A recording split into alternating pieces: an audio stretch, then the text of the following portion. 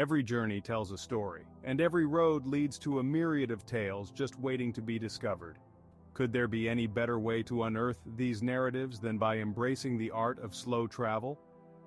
Imagine a pace where every stop is an opportunity to engage deeply with the local culture, rather than just a quick photo opportunity.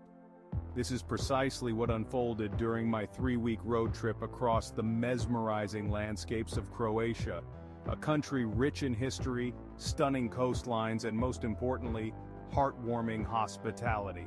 You see, Croatia isn't just about its crystal-clear waters and UNESCO World Heritage sites, although those alone are worth the trip.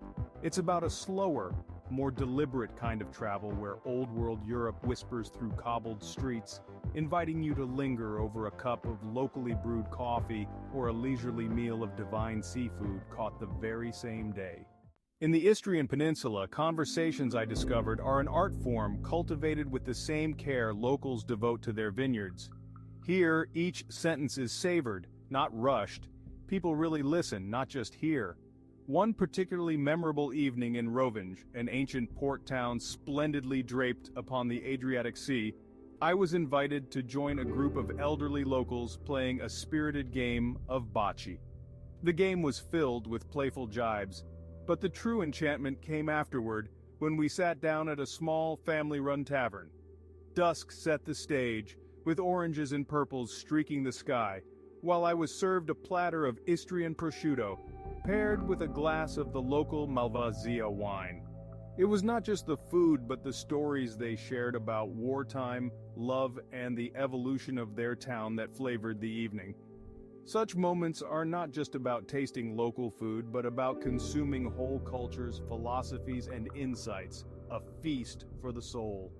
Slow travel is about these moments. It's sitting with a village elder in a tiny coffee shop discussing everything from football to politics, and absorbing those subtle gestures and expressions that reveal more about their lives than words alone could. It involves getting lost in the maze of narrow streets, and finding yourself being invited to a local wedding as if you were long-lost family. Each step, each conversation adds a layer to your understanding of Croatia, peeling back the facade of tourism to reveal the rich, vibrant life underneath. When you let go of tight schedules, you find freedom. Freedom to explore roads less traveled and places less sung. During the second week, I veered off the main tourist routes and stumbled upon the village of Motovun, nestled on a hilltop in central Istria. This medieval fortress, surrounded by a patchwork of truffle-rich forests and vine-laden hills, felt suspended in time. As the morning mist hugged the vines, a local truffle hunter with his loyal canine companions invited me to join in his morning's pursuit.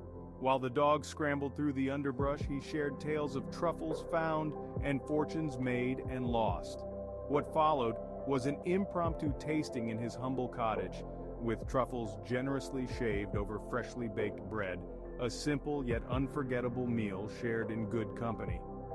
Perhaps the soul of Croatia is best found in such small villages where the life force is the people themselves. Here, sustainable tourism isn't just a practice but a way of life. The locals understand the value of their surroundings and fiercely preserve it. As visitors, it's our responsibility to respect and align with these values, ensuring that the beauty and integrity of these places remain untarnished for future visitors. Embracing slow travel in Croatia isn't solely about discovering hidden landscapes or even about savoring the intoxicating slow-cooked feast of cevapi or sip of rakia. It's about surrendering to the ebb and flow of local life and realizing you're part of a bigger tale.